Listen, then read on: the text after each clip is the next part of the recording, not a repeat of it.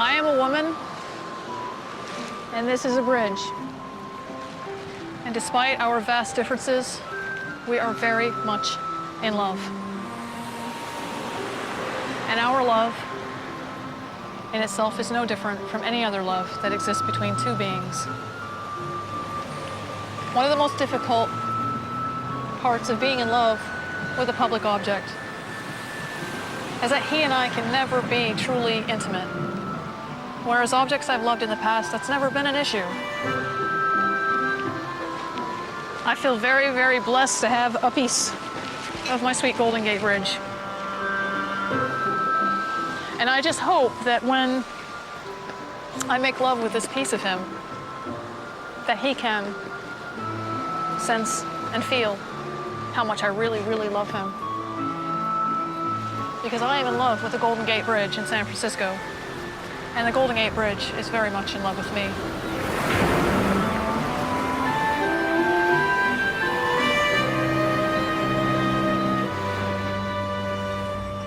Erica Latour Eiffel, known to her friends as Naisho, is one of just 40 people in the world who call themselves objectum sexuals, people who have loving relationships with objects. Naisho has many lovers. Her most famous ones these days are the Berlin Wall and the Eiffel Tower. Her love for objects is behind her considerable athletic success. She's a world-class archer thanks to her long-term relationship with a bow. It's just not wanting to come out here. This bow is Tenchan. It was indeed the first bow I ever fell in love with. He belonged to a guy that I was attempting to have a relationship with. And the sad part is he broke up with me because I loved his bow more than I loved his bow more than him, and he was rather offended. When you say you date these guys, does it mean you do have sex with them? Oh, no. No, we never get to that point. Oftentimes they always said, I'll be the guy that'll make her change her mind. And I never liked that attitude, so. I mean, I didn't date a whole lot of guys, but the ones that I did didn't work out simply because of the sex part. May I have your attention, please? The bow, called Lance, propelled her to become a world champion gold medalist and a record breaker. But she's been out of love with him for a couple of years now. This national championship is the first one since their relationship cooled. The competition brings back good memories. Lance knows he's good looking. And initially, I was attracted to him because of his looks. We've had a pretty hot and heavy relationship for quite some time. But when we got together out there on the archery field, I realized it was more than just his aesthetic appeal to me. Everyone knew that I was an archer, knew that I loved my bow, but they didn't realize I loved my bow. You know, Lance and I, we were such a great team because we had that connection on every single level. I mean, I'd almost swear that my blood just flowed from my arm and went right into him. I just, you know, felt like the molecules in him were flowing back into my arm. I used to feel so connected with him. Is it mechanically, is it similar to a woman having sex with a man? I would say yes. I would say that the, you know, I mean, orgasm, all that is involved, foreplay, afterplay, all of that. And I think the emotional aspect of it is probably similar. I would imagine, or I would hope so, because I'd say the sex is really great for me, so if everyone else is having that kind of sex, I think that's wonderful. The world should have more of that.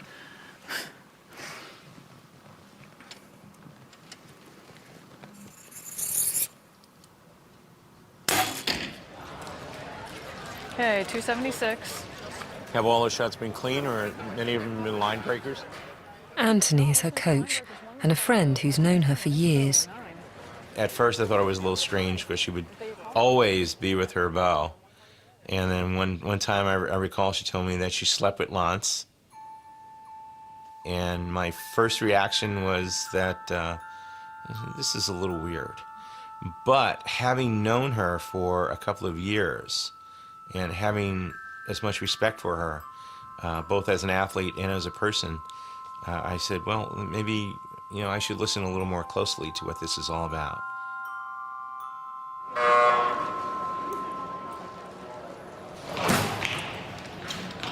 But things are different now. Working with an ex is never easy. Nisha no longer feels at one with her bow. 8. 8. That last one was? You pulled it. The last one, you pulled it. I couldn't keep the sight on. Really? Well. Nisha has come third in her category, a defeat for the former world champion. She doesn't even want to collect her trophy. I have very little pride right now when it comes to my archery, and I know I'm a good shooter. Right, well, that's why you should go up and get your reward. But please don't ask me to do this, and please don't be disappointed that I don't do it, but I am on the verge of having an absolute just meltdown, and I don't think I can put myself in that position. This is your third place trophy. Thank you. I appreciate you collecting it for me. Congratulations. Thank you, Anthony. Great. You did great. Thank you. I know I've disappointed a lot of people. I know I've disappointed myself, but I'm trying to keep alive something that I'm not in love with anymore. And now I've put myself in an extremely complex situation because my heart decided it wanted to fall in love with something that's almost completely out of my reach. A year ago, at a private ceremony, she married the Eiffel Tower, pleading eternal love to the iconic structure. Since then, she's been losing interest in her archery career.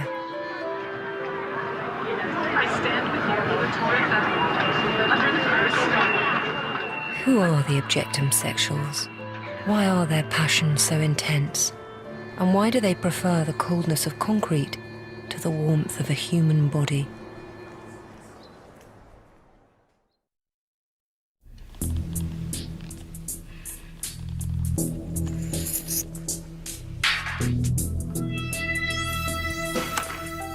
Objectum sexuals, the OS people, fall in love with objects, not human beings.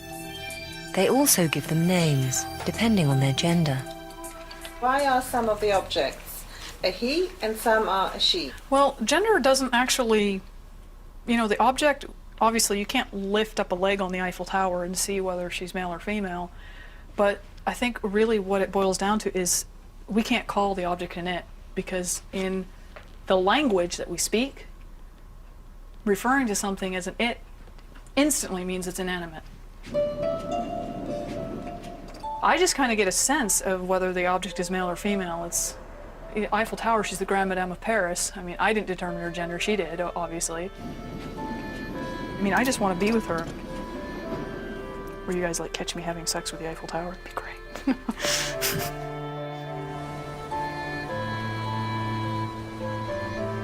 Sweden was the birthplace of objectum sexuality. Eorita coined the term when she married the Berlin Wall in the 70s. She changed her name to Frau Berliner Mauer, Mrs. Wall. Did you have a chance to have a sexual encounter with the wall at that time? Make love, yeah, yes. You made love? Yes. Yeah? Yes, and that's private. And that was good? Yes. Was it a good experience? Yes, it was good. It was good with that one too. Yeah? Yes. Eorita used to be in a loving relationship with a guillotine.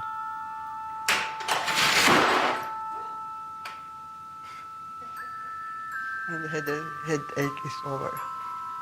Got off. These days, she lives on her own with 9 cats in a large house in northern Sweden. She doesn't travel anymore, but instead has created a model museum dedicated to her lovers on the ground floor. Eorita's father, who was a model maker, taught her how to build them.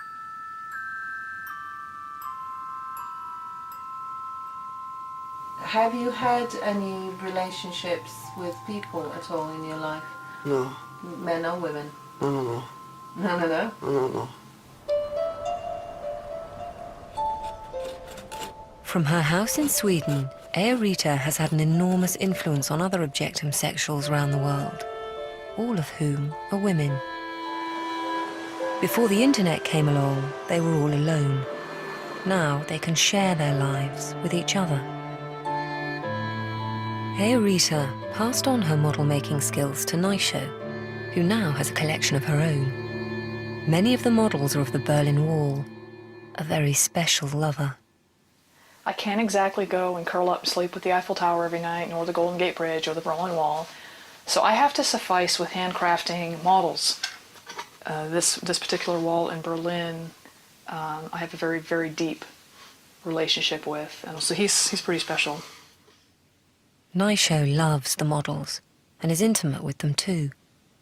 She usually carries at least one of them at all times.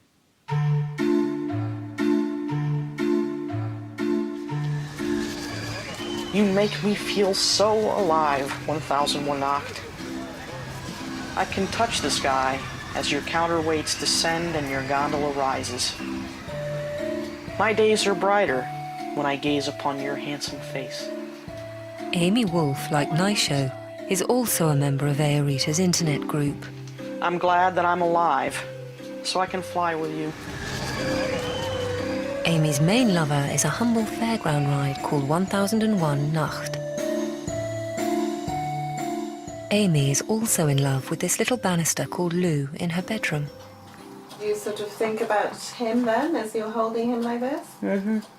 Yes. What type of thought is in your mind? Comfort.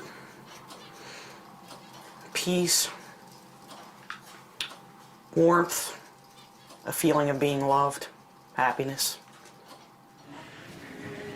Hello, Naisho. Naisho has flown in to meet her. Hey, how's my girl doing? It's good to see you. It's good to be seen. Tie-dye as usual. Yes, Nice. that's my trademark. Very cool. Hey, 1001 Nacht, how you doing? He says he's doing great. He's looking forward to seeing me Oh, tomorrow. my boys are kind of still mad at me because they're wrapped in plastic over Oh, The two love to visit New York, an OS paradise full of seductive structures. You can feel the energy in the city, and it's not all from the people. No. I mean, it's more, actually, I think it's more from the buildings than the people. Yeah. Oh, definitely. I mean, look at that building right there. I like that. It's See, all glass. I like the ones with glass. Oh. Yeah, I like glass. I like glass. I like steel. I like aluminum. I really like aluminum. I mean, I don't know how an OS person could survive in this city and stay sane with all the magnificent objects here. The Empire State Building is one of Amy's regular lovers. I think Amy has a few words for you, so I'm gonna let you two alone, all right? All right.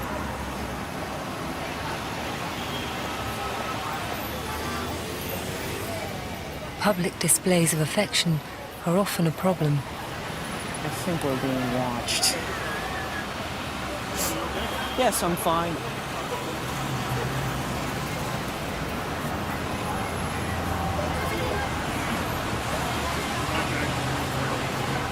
Okay, sir. I'm sorry.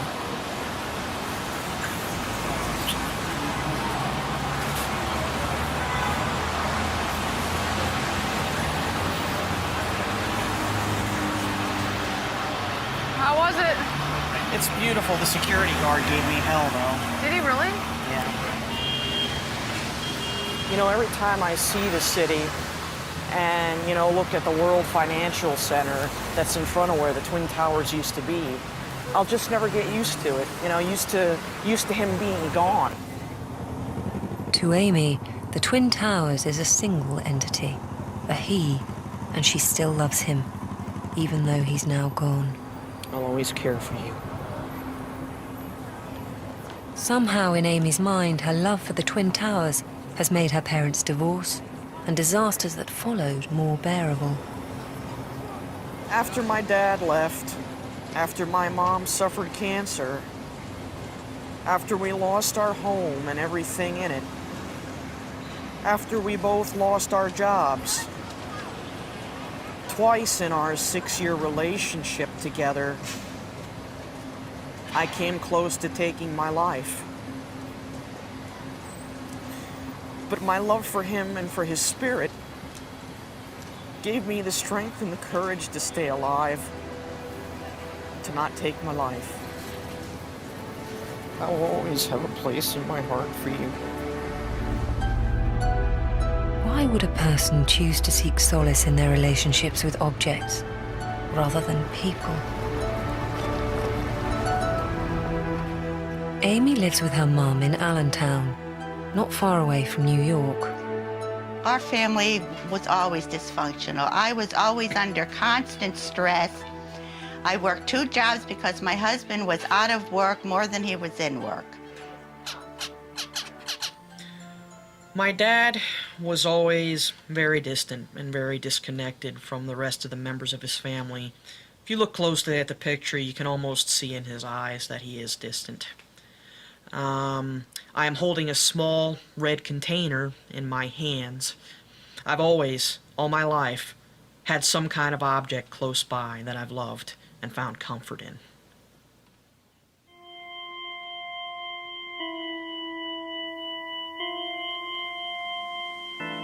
This is not all my collection. This is just, I'd say, 3/4 of my collection. I have about 50 different sets of dolls.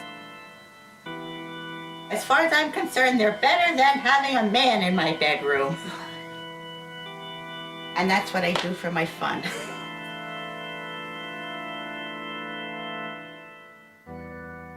Amy was identified at age 3 as developmentally delayed. In first grade, she was classified as an emotionally disturbed student and placed in a full-time SED classroom. Amy was hospitalized in the psychiatric ward at St. Luke's at age 19. She is a loner who, since a child, has fixated on objects, organs, fans, globes, washing machines, spaceships, and she is currently fixated with the Twin Towers. Conclusion: Amy appears to meet the criteria for a diagnosis of Asperger's disorder. Asperger's is a condition on the autistic spectrum which makes it difficult for a person to make connections with other people. Only a very small proportion of Asperger sufferers, though, are objectum sexuals. She believes that she was born this way. And I'm convinced it's everything that's happened along the way that has brought her to the point that she knows these objects won't hurt her, they won't talk back to her, they won't threaten her. She feels safe with the objects. I think she'll never know what it's like to be loved by another human being, to be physically in contact with another human being. My heart breaks that she'll never know this.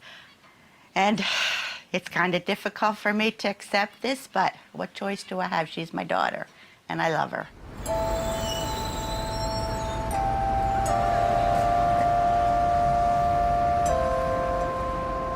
For every lover I've ever had, I will always have a place in my heart for all of them. I think I can speak for many people in the respects that we would like to find a lover and be able to stick with that lover and just settle down and grow old together. I long for that very much, but I guess I suffer what they call the 7-year itch, because that's when it seems to happen, when the relationships fizzle out. I love this part that's coming up. It's not unlike one of Bach's chorale preludes, and I think because they're German, they adapted this right here.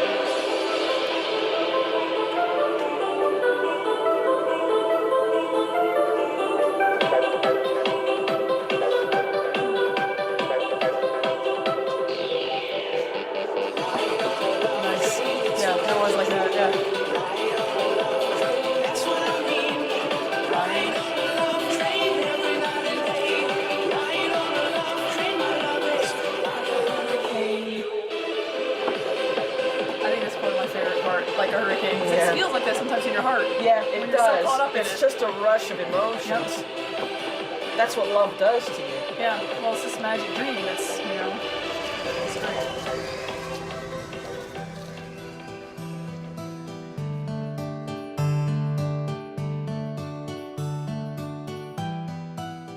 Amy and her clicked. But she just smiled from ear to ear and says, Mom, there's other people like me out there. And she just was filled with joy. You can see him a little bit there, just the top of him. front. My heart's just going boom, boom, boom. Wow, he is really tall. Yes, he is.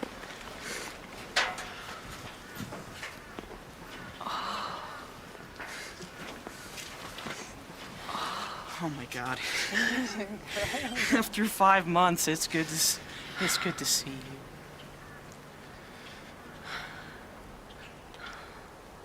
He's just so noble, so proud, so strong.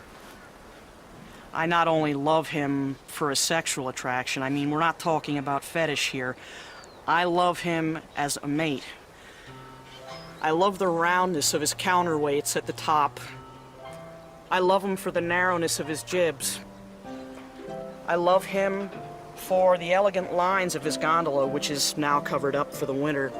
I like the ribbing up underneath his name display there, too. The parallel lines that are coming down.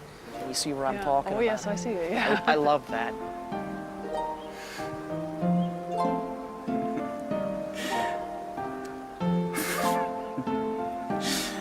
I'm thinking, oh, geez, you know what I'm thinking about. This is very personal. When I make love to him at home, when I start climaxing, I just keep saying over and over again, just as I'm starting to go over the edge, I just tell him, I want your fluids, I want your fluids, I want your fluids.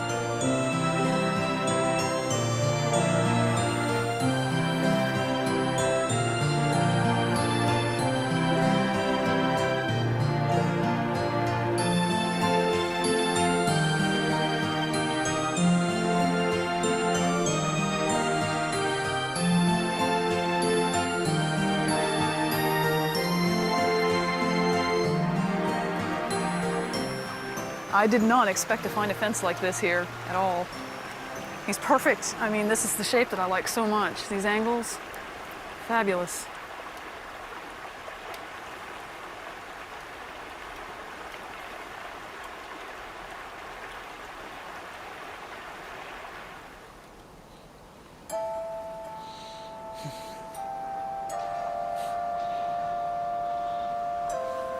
You smell good.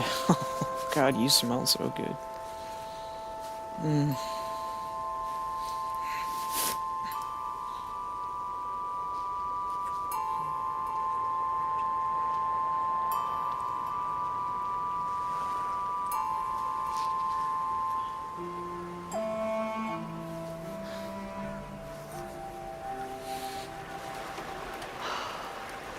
Fences are such dangerous objects for me because they are so perfect in their geometry. I mean, I have to say there is a lot of physical stuff going on right now. I mean, and I think that happens between human relationships as well, but I'm definitely physically attracted to this fence. And I would like to get to know this fence better. Oh, you are sweet. Very, very sweet. An OS person talks to their beloved object, and the object communicates back by telepathy. How many times over when we've made love at home have I asked you for... Look at me. Look at me and say it.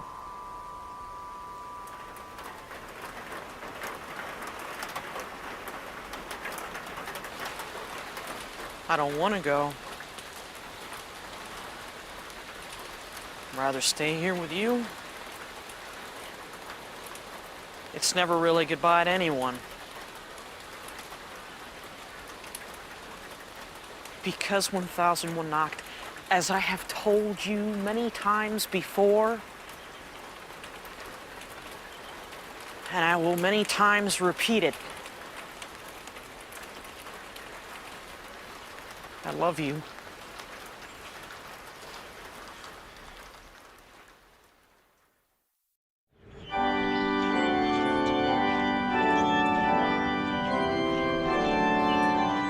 Amy loves objects, not people, in a romantic way. One of her more exotic lovers is a church banister, whom she calls Strader. There was a newlywed show on the other night, and they asked the question, what's the oddest place you've ever had sex in? And I laughed because I don't think any of them could have had sex in a more odd place than I did, in the church. So what happened?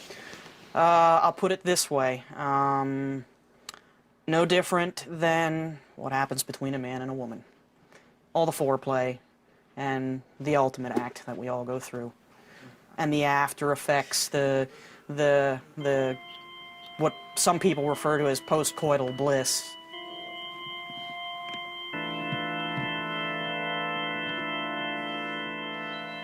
I'm trembling because, well, obviously because of how much I love him, but this, you know, just finally having a voice through you producing this, you know, working on producing this documentary. I've never had a voice to the human race before, never been able to have people listen, really listen to how I feel and what I have to say. Most of the time, an objectum sexual is alone with their beloved object, or just the image of it. People can love objects, but they love them to a certain degree, more or less for practical purposes.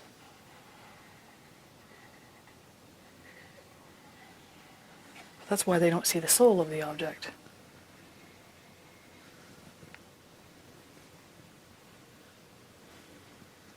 Whereas when you truly are interested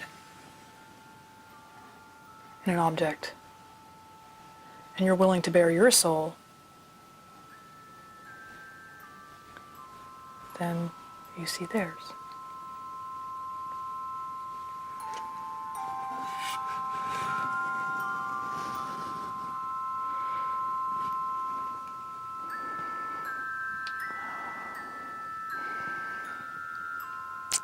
He's an amazing lover. He really is.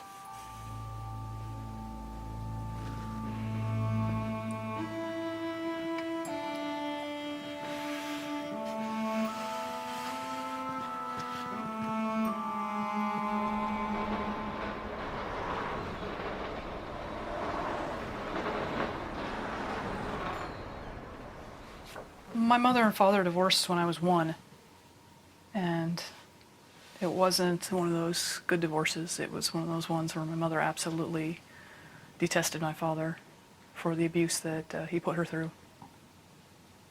Living conditions were not suitable for me as a child, and the Department of Human Services had me removed for my own safety. And What was the worst thing about your childhood up to that point?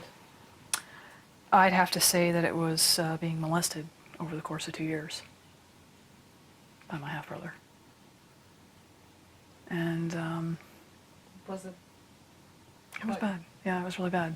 No person should have to go through that. It's a scar I'm going to have with me for the rest of my life. There is no healing it. And they say time can heal. I'm not entirely sure I believe that, though.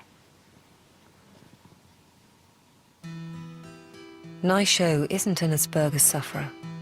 Throughout her childhood, she was moved from foster home to foster home, experiencing further abuse.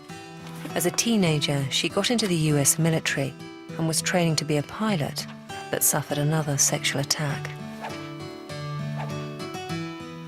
She managed to defend herself as she was sleeping with a Japanese sword, her lover at the time. She was then asked to give up the sword, but refused. Given her full history, it is possible that she will never be able to part with her sword and will need to maintain a boundary between herself and others. She exhibits some personality traits which are common in survivors of childhood abuse, such as fear of abandonment. Naisho was dismissed from the army some 10 years ago on psychological grounds. She has a chronic post-traumatic stress disorder. If I am the way I am today because of everything that happened to me,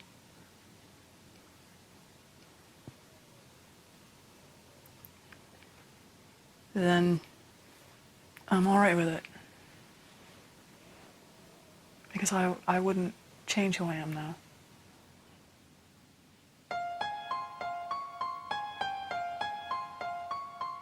But things are changing. Naisho used to love weapons of aggression. Not anymore. Her new lovers mostly give joy to people, apart from one, the Berlin Wall. Naisho herself doesn't quite understand that passion. And so she travels to Europe to find her answers and to visit her grand lovers. Her first stop is Sweden to catch up with her old friend and mentor, Rita. A little human warmth, after all, can be of help too. Hello. Good to see you. Naisho is very much in love with the Berlin Wall, Rita's husband of 30 years. Objectum sexuals believe in polygamy.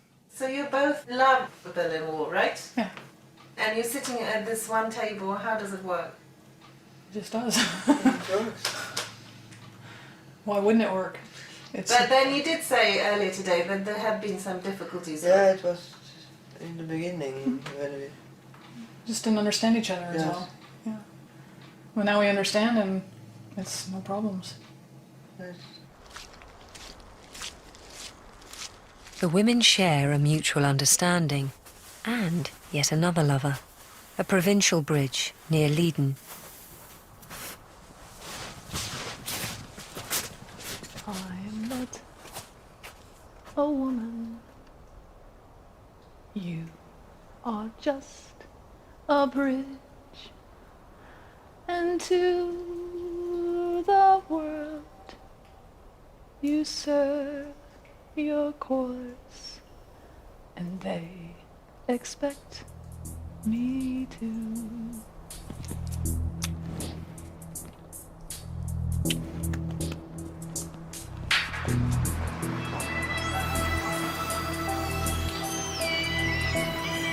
And so Naisho goes to Berlin to see her most controversial and complicated lover, the Berlin Wall. And how long have you waited to be touched like this? Imagine quite some time. Thousands died trying to cross it to escape to freedom. In 1989, a rejoicing crowd pulled the wall down, marking the end of communism. Only a few remnants are left.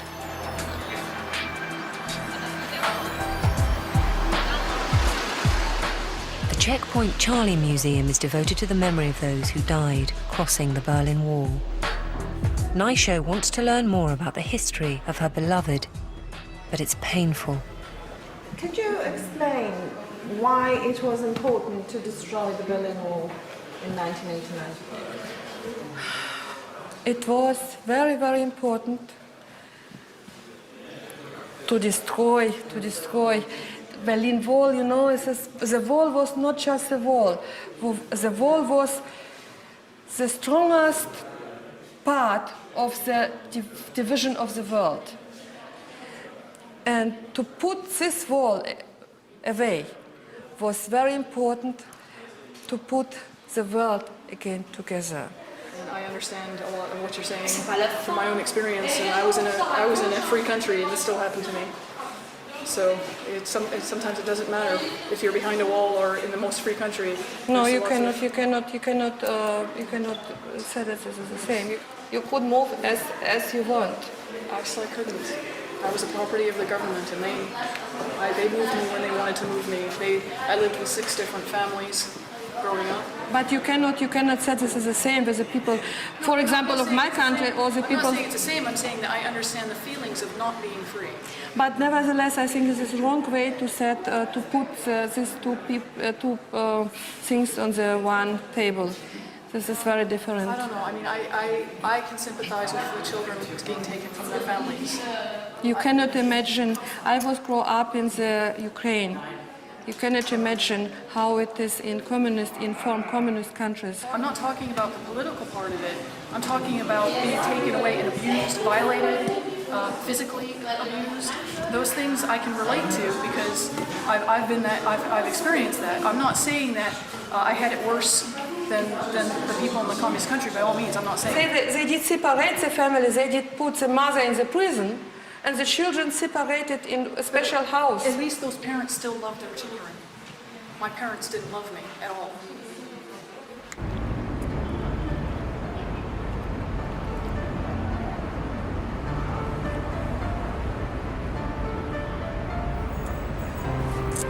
I tried to hate you. I tried to hate you. And what I don't get is that they say you brought all this pain and suffering to people, so why is it such a big problem that you bring happiness and joy to me? I mean, isn't that what they want? Is people to have happiness and joy? I curse myself for being human. I wish I were an object just like you. I wish I were part of you. You said to me some time ago that in some strange way you felt there were similarities between you and the Berlin Wall. I feel that the Berlin Wall was built, made, and then later rejected by the people that made him. And I have to say, I feel that way about my own life. I feel that I was brought into this world and then they later regretted, and I was rejected like he was. I just don't understand how some people can bring someone into the world like a child, an object, and then not love them. I struggle with that in my own life. How could someone bring me into this world and not love me? Even now? Even now.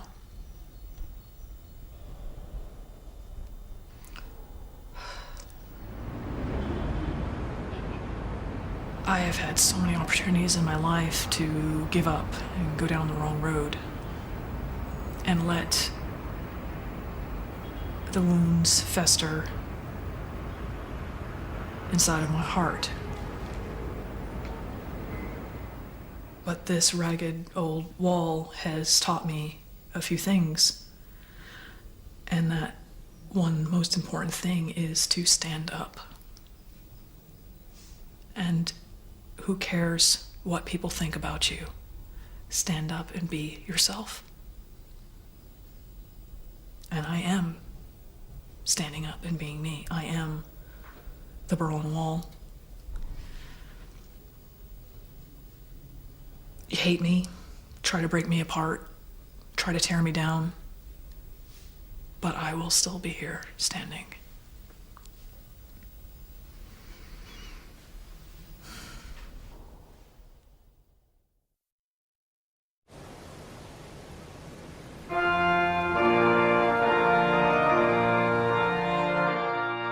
Amy's love for objects has had its problems. She's been ridiculed and rejected.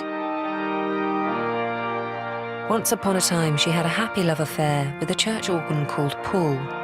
When the previous pastor found out about the affair, he asked her to leave, and that broke her heart.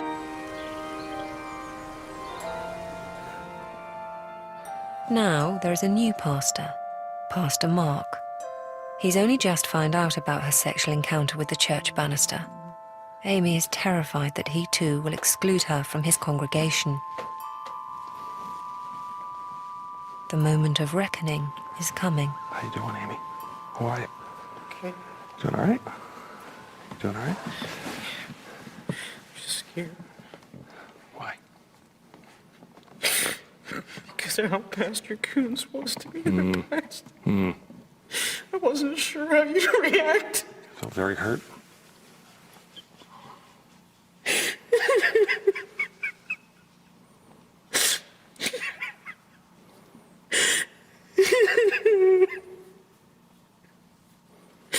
You know you're welcome here. You're welcome here. Thank you. You're welcome. welcome here. I've never been able to tell this story to anybody. But when I played the organ here years ago, Paul, as I call him, his name is Paul to me. Although he's not what he was since they got the new digital organ, I loved him like a boyfriend. And when Pastor Coons took him from me, it broke my heart. But this is still God's house. And Christ opens the door and welcomes us in. And he welcomes you now. He welcomed you when you were baptized, and he welcomes you every time you come to this table, at this rail. Shall we pray?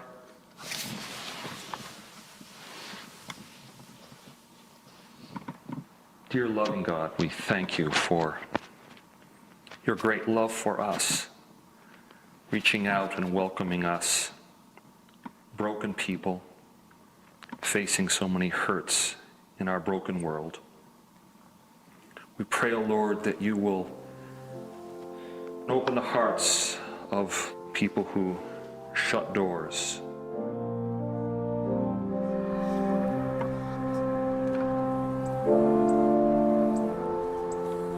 How big it? This is scale 1 to 20. Despite their differences, the curator of the Checkpoint Charlie Museum in Berlin has commissioned Naisho to build 6 new models of the remnants of the Berlin Wall. I want to have all your models for the museum. The contract is worth 10,000 euros. Who knows?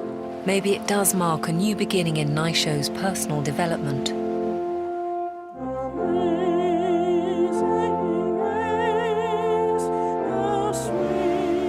To celebrate, Naisho goes to Paris for the first anniversary of her wedding to the Eiffel Tower.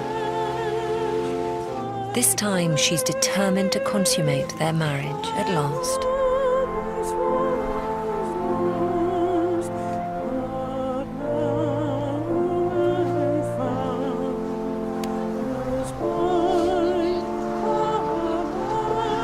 This is the spot. This is where I was married.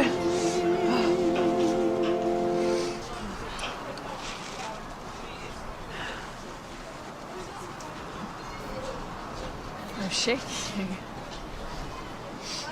It's a challenge to be truly intimate with a public structure.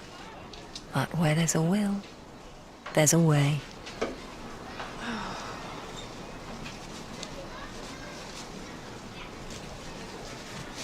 Oh, boy. Well, every time I come here, I always feel that there's some distance, some barrier between her and I, but now that barrier is gone. I mean, I'm one with her. I'm connected to her. I mean, there's nothing between us right now.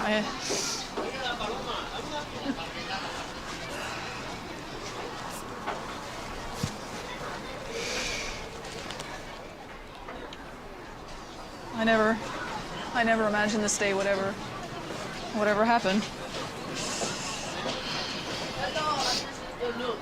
But the heat of my body is flowing into her cold steel. The cold of her steel is flowing into my body. And we are reaching equilibrium where we both are the same temperature. Is it not unpleasant that she's so cold? It's actually quite pleasant that she's cold because I can feel the exchange of temperature between us, which is an exchange of energy. And that energy it's very spiritual.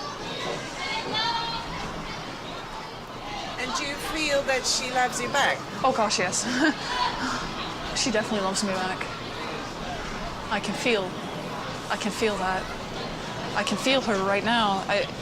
And I don't care if people don't believe that I can communicate with her. It doesn't matter to me. Really, the only parties involved are her and myself in this relationship. So people call me cuckoo, I don't care. What we have is real. And if it's only real to me, and it's only real to her, it's fine.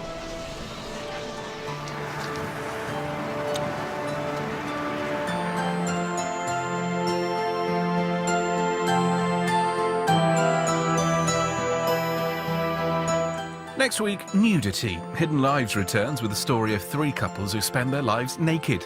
Their parents, who aren't ashamed to bear all, sometimes to the horror of their children, not to mention the neighbours. Naked Parents, next Wednesday at 10.